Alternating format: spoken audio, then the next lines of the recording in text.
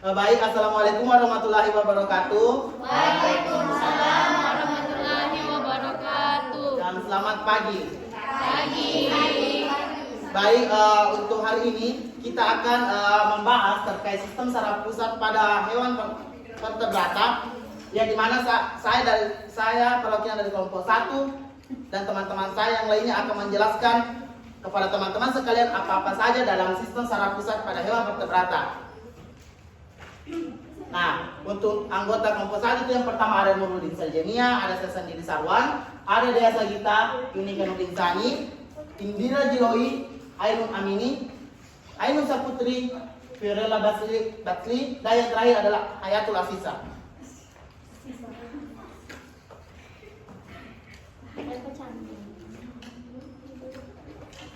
Untuk materi pertama akan dibawakan oleh Saudari Nurul Jin Sajenia. Saya persilakan Saudari Dinsa. Baik, untuk sistem saraf pusat yaitu pengertian dari sistem saraf pusat itu yaitu suatu sistem yang terdiri dari otak dan medula spinalis. Tidak ada bagian otak yang bekerja sendiri dan terpisah dari bagian-bagian otak lain, dikarenakan anyaman neuron-neuron ini terhubung secara anatomis dan oleh sinaps, dan neuron-neuron di seluruh otak berkomunikasi secara ekstensif atau satu sama lain dengan cara listrik atau kimiawi. Akan tetapi neuron yang bekerja untuk melaksanakan fungsi tertentu itu cenderung tersusun dalam lokasi yang terpisah. Karena itu meskipun merupakan suatu keseluruhan yang fungsional, otak tersusun menjadi bagian-bagian yang berbeda. Bagiannya ini dikelompokkan dalam berbagai cara tergantung pada perbedaan anatomi, spesialisasi fungsi, dan perkembangan dalam evolusinya.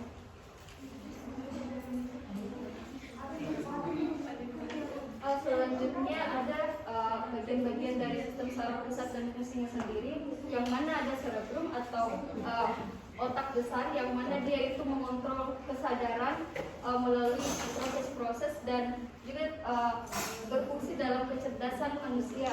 Kemudian ada di cerebrum itu ada juga penyimpanan memori dan pemrosesan memori itu sendiri.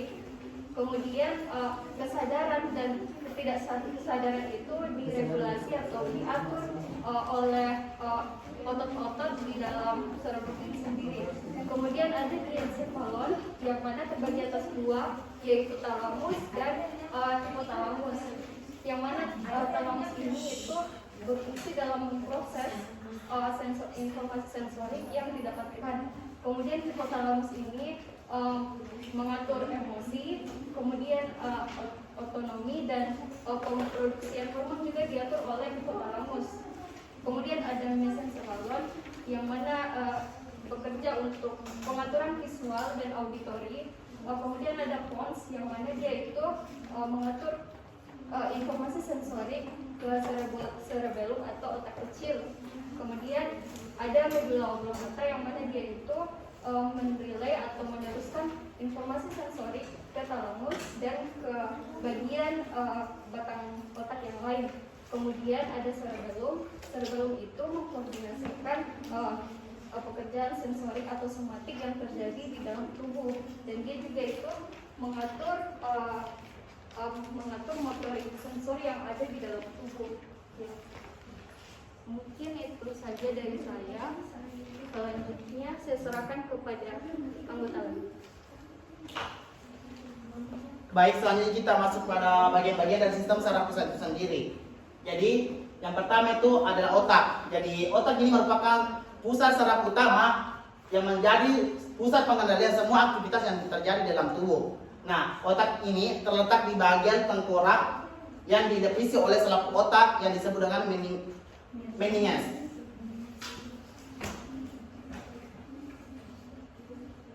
Nah, bisa kita lihat struktur dari otak itu sendiri. Jadi ini yang pertama itu ada otak besar, jadi modelnya itu kayak seperti begini Ki. Yang di depan, yang ini depan. Nah, jadi otak besar itu ada di atas, bagian atas. Kemudian otak kecil itu di bagian belakang sini, makanya itu biasa ada kadang-kadang yang namanya tidak boleh bercanda di bagian kepala belakang, karena di situ terdapat otak kecil yang sensitif. Kemudian ada lanjutan. Dan yang terakhir itu ada otak tengah yang berada berdekatan langsung dengan sumsum lanjutan ini. Nah, kemudian kita masuk pada cerebrum. Cerebrum sendiri terdiri dari dua hemisferium cerebri yang merupakan bagian terbesar dari encephalon. Kedua hemisferium cerebri ini dipisahkan oleh celah yang dalamnya disebut dengan visura longitudinal. Cerebrum terdiri dari beberapa lobus sesuai letak tulang yang berada di atasnya, yakni lobus frontalis, lobus parietalis, lobus temporalis, dan yang terakhir adalah lobus occipitalis serta lobus periformis yang terletak di bagian ventral. Hemisferium cerebri ini dipisahkan dari cerebellum yang dengan adanya fisura transversal. Pada permukaan dorsal terdapat banyak lipatan kompleks yang disebut dengan gri. Gri ini merupakan giri. Giri ini yang merupakan tonjolan-tonjolan yang dipisahkan oleh pari-pari yang dinamakan fisura. Nah, bisa teman-teman lihat struktur lengkap dari cerebrum itu sendiri. Ada parietal lobe, ada primary sematosensory cortex, central sulcus, primary motor cortex, frontal lobe atau lobus frontal, olfactory lobe, temporal lobe, occipital lobe. Nah, ini cerebellum dan spinal cord. Mungkin cukup sekian penjelasan dari saya serahkan ke pemateri selanjutnya.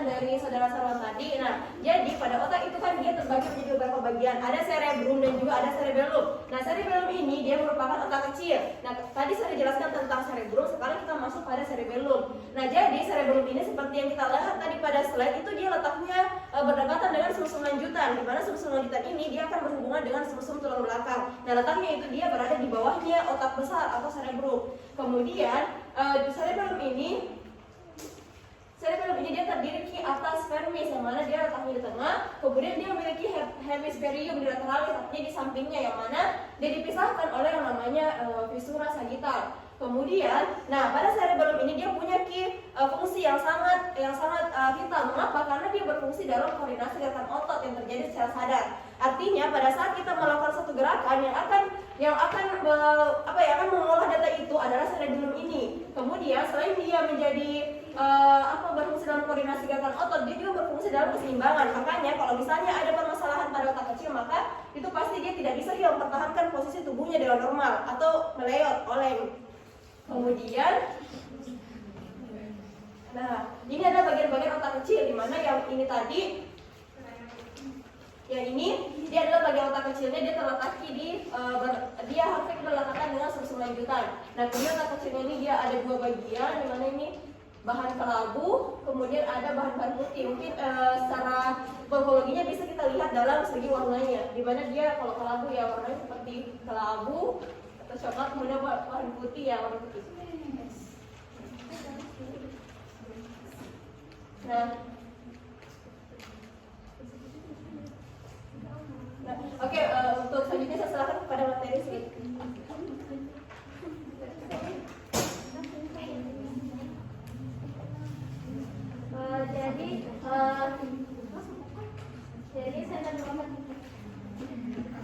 Jadi perantisaminnya terdiri dari medula oblongata, kemudian juga dari pons, kemudian ada peduncle.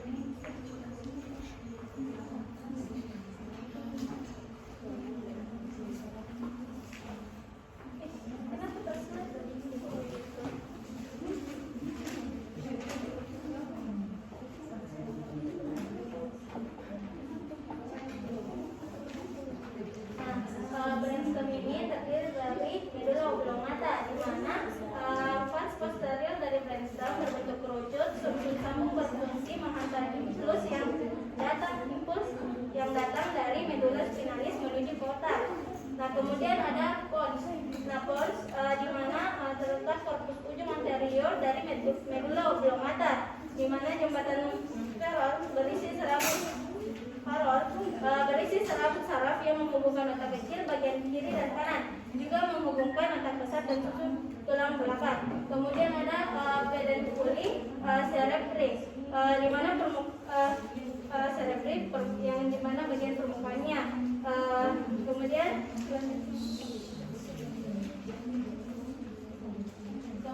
ada pun hipotalamus. Di antara talamus dan peduncle cerebri, di mana berdekatan dengan yang pertama ada corpus mammillaris T, kemudian ada tuber cinerium yang dimana berbentuk oval di ujung anterior rectum. Kemudian ada chiasma nervi optici di mana berbentuk X yang disusun oleh nervus opticus dan tractus opticus. Baik, serahkan kepada pemateri selanjutnya.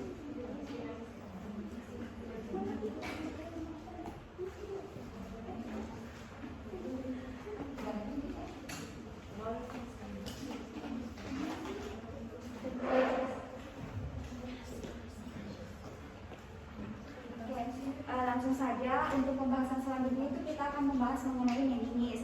Jadi kan pemateri pertama tadi sudah menjelaskan bahwasannya otak itu dilindungi oleh suatu lapisan yang dikenal sebagai meninges. Nah, sistem saraf pusat itu dikelilingi oleh lapisan pembungkus berupa meninges. Nah, fungsinya itu untuk apa? Dia itu melindungi otak dan juga korda medula itu dari kerusakan mekanis. Selain melindungi atau untuk proteksi, dia itu juga berfungsi untuk menyuplai nutrisi pada sel-sel saraf yang ada di otak. Nah, meninges ini dari arah luar ke arah dalam itu terdiri atas 3 lapisan. Yang pertama itu ada durameter, kemudian ada arachnoidea, dan yang terakhir itu ada piameter yang paling dalam, jadi di luar, tengah, kemudian ke lapisan dalam. Next. Untuk penjelasan lebih lanjut, yang pertama piameter. Nah, piameter itu adalah selaput paling dalam dan sangat dekat dengan permukaan otak dan sumsum tulang belakang. Nah, lapisan ini itu berada tepat di bawah lapisan tengah atau arachnoid. Kemudian selanjutnya itu ada arachnoid. Nah, arachnoid ini dia itu berupa selaput jaring yang lembut dan letaknya itu berada di tengah atau di antara piameter dan juga duramaternya. Next. Dan lapisan yang paling terakhir itu merupakan lapisan yang paling luar yang langsung berdekatan pada tulang kepala yang dikenal sebagai durameter. Next, duramater.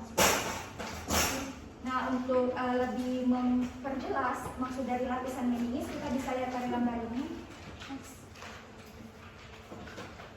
Nah, ini adalah lapisan durameter yang merupakan lapisan paling luar yang langsung berdekatan tadi sama tulang belakang.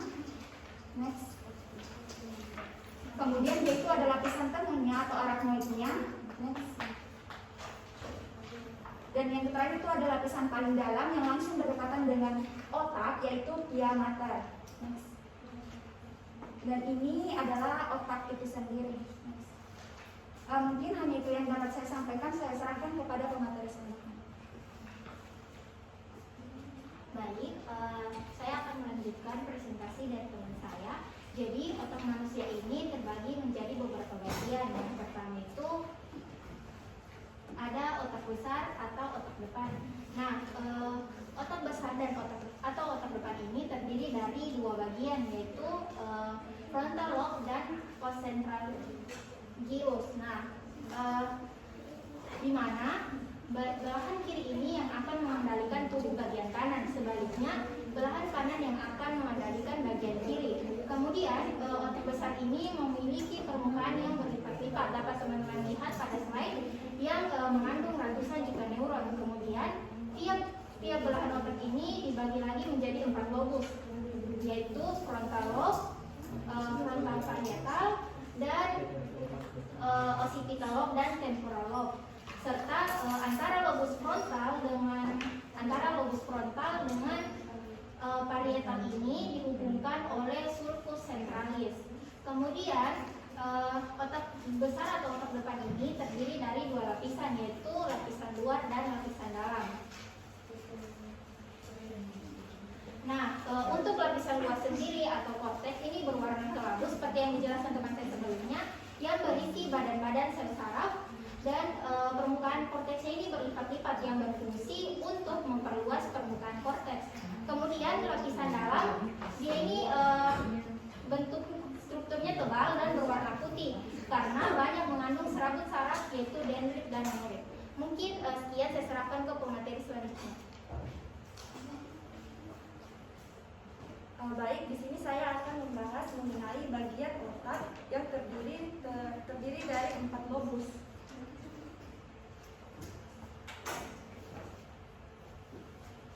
Yang pertama itu dahi atau lobus frontalis yang berfungsi untuk mengatur gerakan-gerakan tubuh yang disadari. Kemudian yang kedua ubun-ubun atau lobus parentalis berfungsi mengatur kulit dan otot-otot terhadap panas, dingin, sentuhan, dan tekanan. Kemudian ketiga, pelipis atau lobus temporalis yang berfungsi sebagai pusat pendengaran. Yang keempat, kepala belakang atau lobus occipitalis berfungsi sebagai pusat penglihatan. Antara otak bagian tengah dan belakang terdapat pusat perkembangan, kecerdasan, ingatan, kemauan, dan sikap.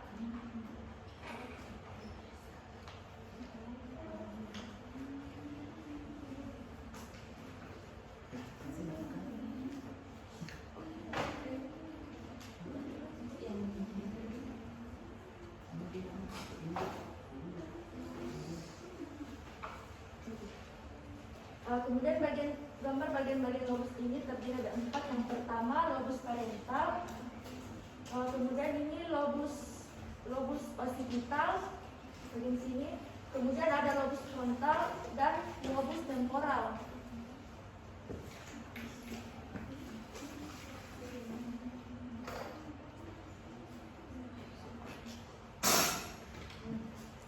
Kemudian otak tengah atau diencephalon. Otak tengah merupakan bagian atas batang otak terletak di depan otak kecil dan jembatan faral atau pons faroli. Bagian terbesar dari otak tengah pada sebagian besar vertebrata adalah lobus obliculus yang ukurannya berbeda-beda. Otak tengah mengandung pusat-pusat yang mengendalikan keseimbangan dan serabut saraf yang menghubungkan bagian otak belakang dengan bagian otak depan. Dapat dilihat seperti gambar yang ada pada saya. Sekian dari saya serahkan ke pemateri selanjutnya.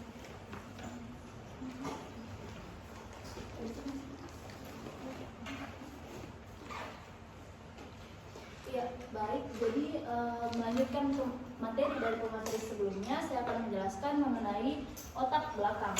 Nah, tadi sempat disinggung mengenai jembatan saraf atau pons faroli yang merupakan salah satu bagian dari otak belakang. Nah, jembatan farol ini berisi serabut saraf yang menghubungkan antara lobus kiri dan kanan otak kecil serta menghubungkan otak kecil dan korteks otak besar. Nah, selanjutnya yaitu sumsum tulang belakang atau medula spinalis. Dia ini terletak di dalam rongga ruas-ruas tulang belakang. Bentuknya memanjang dimulai dari ruas tulang leher hingga sampai dengan antar tulang pinggang pertama dan kedua. Kemudian tersusun atas 2 lapisan. Yang pertama yaitu lapisan luar yang berwarna putih yang berisi dendrit dan neurin. Dan kemudian lapisan kedua yaitu lapisan dalamnya yang berwarna abu-abu dan mengandung sel-sel saraf. Kemudian di bagian dalam ini terdapat akar dorsal dan akar ventral, di mana fungsi dari sumsum tulang belakang yaitu sebagai penghubung antara impuls dari otak ke otak dan memungkinkan jalan terpendek pada gerak refleks. Nah, dapat kita lihat anatomi dari sumsum tulang belakang yang di sini yaitu gray matter. Terus di sini ada cerebrospinal canal. Kemudian di sini ada interneuron. Yang ini yaitu white matter-nya. Kemudian ini ada ventral root, ini dorsal root ganglion, ini ada mixed nerve, ini sensory neuron, ada motor neuron, efektor dan reseptornya yang merupakan tujuan akhir dari saraf tersebut. Baik, sekian dari saya serahkan ke pemateri selanjutnya. Baik, saya akan melanjutkan materi dari teman saya sebelumnya. Nah, pada materi-materi sebelumnya telah dijelaskan mengenai bagian-bagian dari sistem saraf itu sendiri.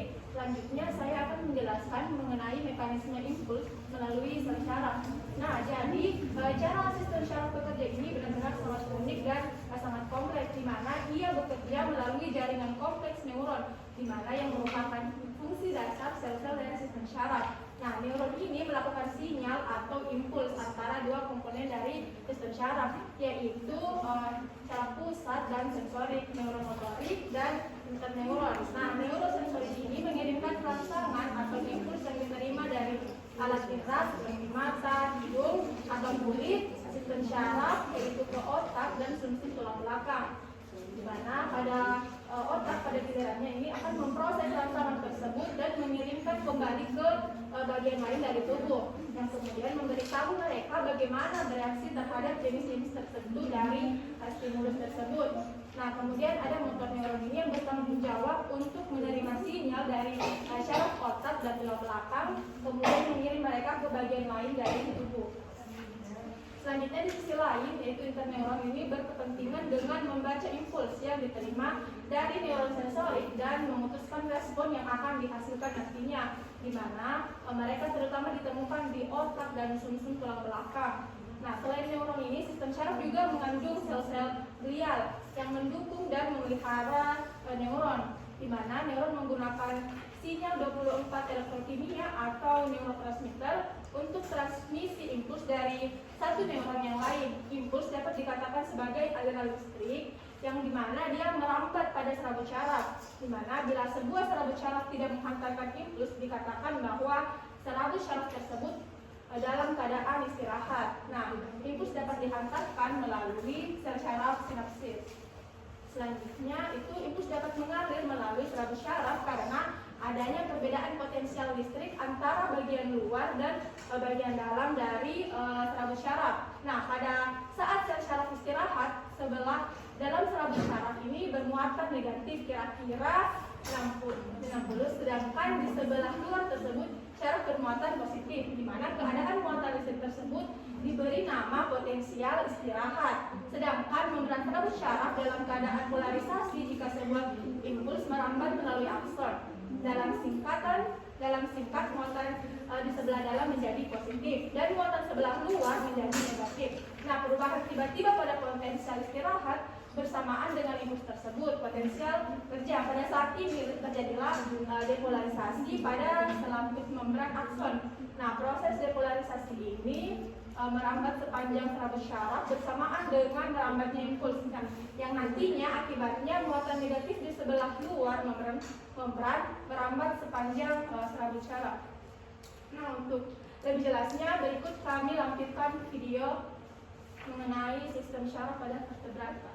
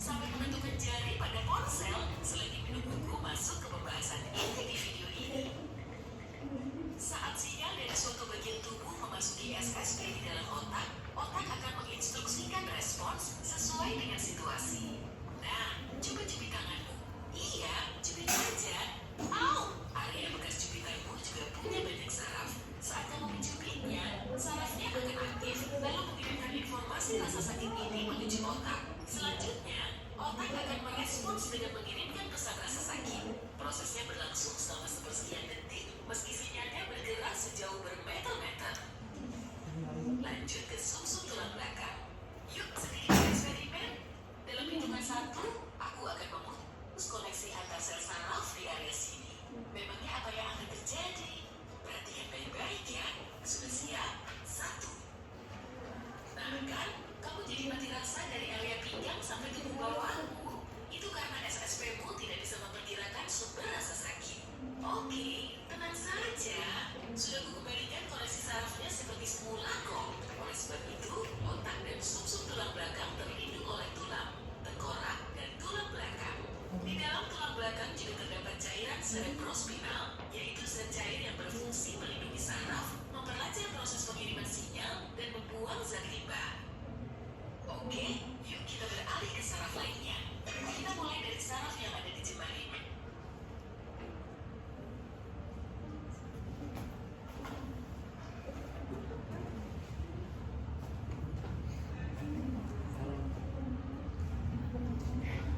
Baik, itulah tadi video pembelajaran dan video penjelasan yang merupakan video penutup dari presentasi kami pada hari ini terkait sistem saraf pusat pada vertebrata. Untuk kurang dan lebihnya mohon dimaafkan. Wassalamualaikum warahmatullahi wabarakatuh dan selamat siang. Waalaikumsalam warahmatullahi wabarakatuh.